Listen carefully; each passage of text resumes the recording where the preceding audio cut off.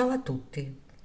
Il narcisista non soddisfa o sente alcuna esigenza di appagare i desideri o i bisogni del proprio partner. Utilizza il sesso come mezzo per attrarre l'interesse e manipolare. Per un narcisista essere in grado di sedurre qualcuno è un gioco vincente e un modo per valersi sul partner. Il disagio principale della persona narcisistica è il rifiuto dei sentimenti, un vero e proprio deficit nella conquista dell'intimità emotiva, che verte in legami di amicizia o sentimentali.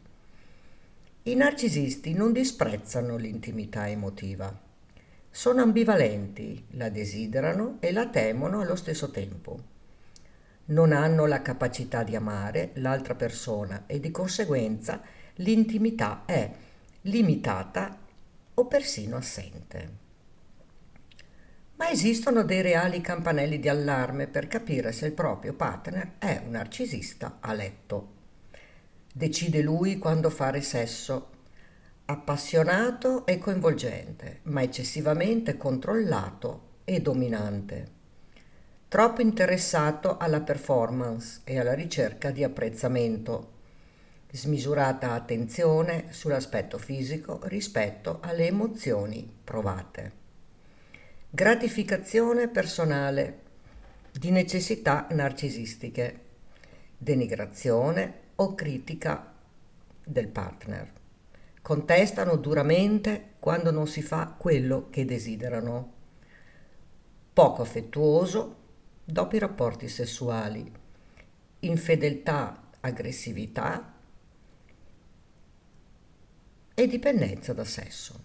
Alcuni arrivano al punto di non baciare più.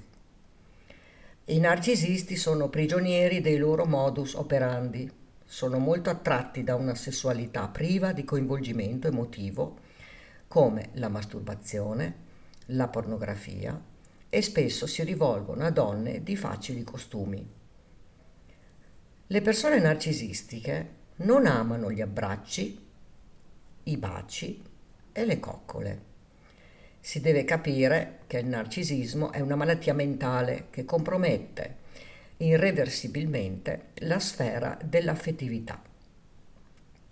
Il risultato è che il sesso diviene un gesto istintivo fra due corpi, mentre l'eccitazione e le emozioni si focalizzano su partner irreali.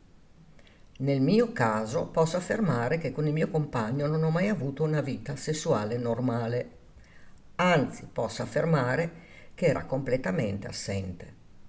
Inizialmente cercavo di capire dove stava il problema e l'unica risposta che il mio compagno era in grado di darmi era: con una come te non mi ci metto neanche.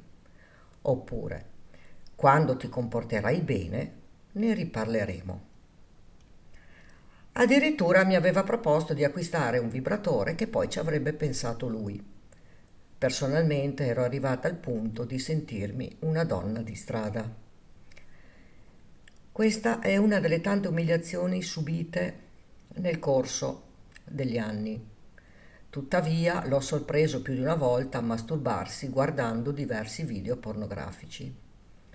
Ricordo un episodio per me sconvolgente che mi fece sentire inadeguata e confusa. Un'estate ci recammo al mare, ospiti di mia suocera, e una volta sistemati, il mio partner mi fece il cenno di seguirlo nella camera da letto di sua mamma e mi chiese in maniera del tutto esplicita di avere un rapporto sessuale.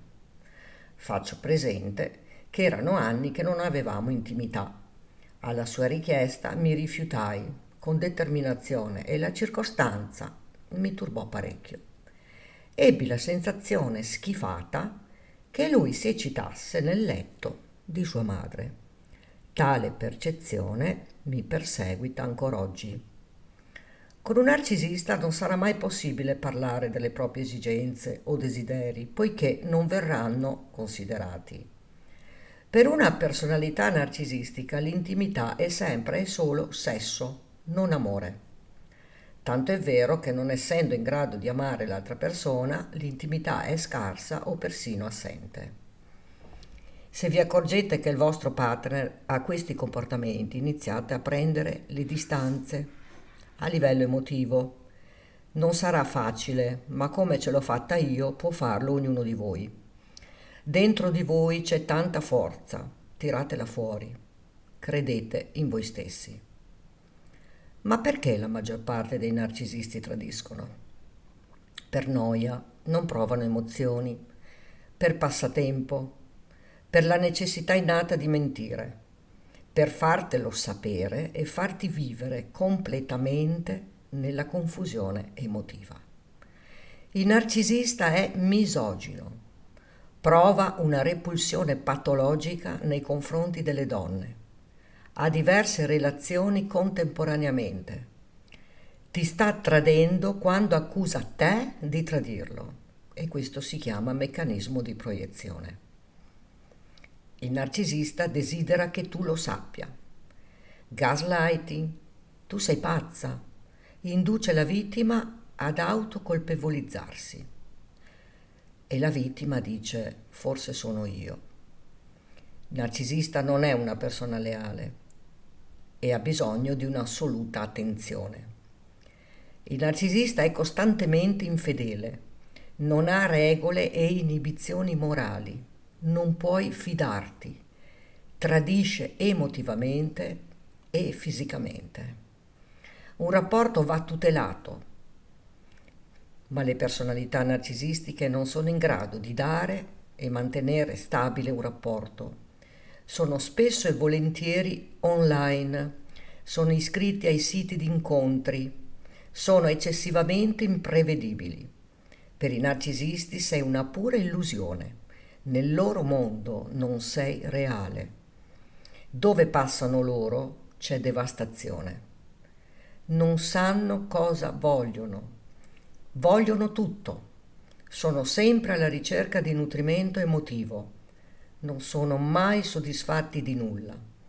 Tradiscono sempre e tradiscono tutti indistintamente. Non conoscono il valore dell'amore. Odiano l'amore in generale. Più elevato è il livello di psicopatia e meno sono presenti i baci. Manipolano anche sessualmente. L'altra o l'altro è una vittima. Spesso e volentieri il narcisista è bisessuale. Siamo tutte bambole di gomma. Il narcisista è un traditore seriale e spregiudicato. Non ama nessuna delle sue vittime. Per lui è solamente un circolo che si ripete. Spesso il narcisista non lo nasconde nemmeno il tradimento, addirittura lo dichiara senza alcun problema, manifestando con sadismo e cinismo la sua felicità con la nuova preda. Ma bisogna ricordare che il manipolatore tradisce sempre quando ti triangola, ti umilia, ti mente, ti manipola e ti controlla. Ci si deve mettere in testa che la propria forza interiore è l'arma più potente di cui si dispone. Forse è venuto il momento di iniziare a volervi bene per davvero e non permettere a nessuno di trattarvi come zerbini. Io ho pianto tanto, ho accettato la sofferenza, l'ansia e l'angoscia, poiché era l'unico modo per uscire un po' alla volta da tale follia. Ognuno di voi ha il diritto di essere amato e di vivere una vita serena, ma avete anche il dovere di farvi rispettare. Ricordatevi, la luce è a pochi passi da voi. Volere è potere. Se questo video ti è piaciuto, puoi condividerlo e lasciare un like. Se hai delle esperienze simili o delle storie, le puoi scrivere qui sotto nei commenti.